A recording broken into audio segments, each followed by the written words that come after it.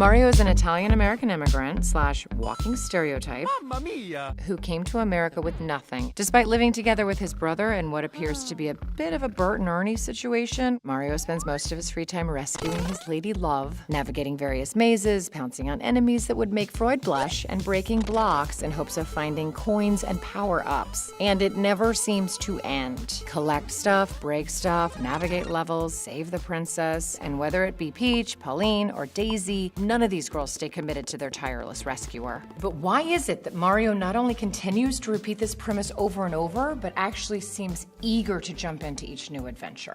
B.F. Skinner was also the father of a psychological theory he called operant conditioning. Skinner would suggest that Mario doesn't simply go through adventure after adventure blindly, but that he's actually learning to love this repeating behavior using operant conditioning. Mario loves breaking blocks. It's his thing. Let's look at Mario's block obsession through the lens of the first part of operant conditioning, positive reinforcement. Breaking a block results in three things for Mario, either a coin, a power-up, or nothing. All of these things are positive. The coin gives Mario points, the completely phallic mushroom gives Mario the growing and destructive powers of a penis, and the empty blocks are still really satisfying to break. Therefore, Mario learns that breaking blocks is rewarding and is more likely to continue breaking blocks when he sees them. Mario's behavior is also influenced by negative reinforcement, or the removal of unpleasant stimuli to encourage certain behavior.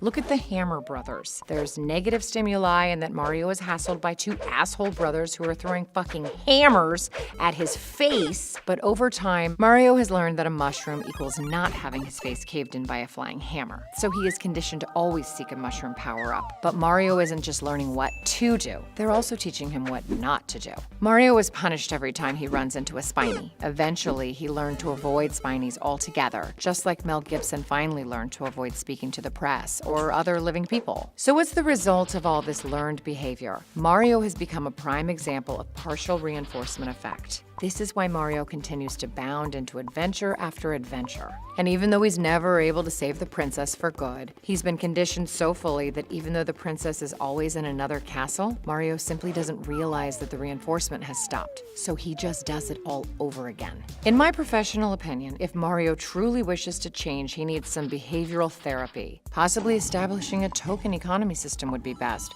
I'll reward Mario with those coins he thinks are a viable currency when he displays the desired behavior. Oh, and in our next session, we should probably tackle his obvious drug problem. Princess Peach? More like Princess Molly.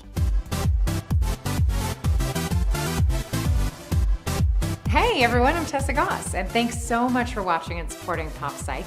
Another great way you can help us is by supporting the sponsors that make this show possible. And today Pop Psych is sponsored by Audible.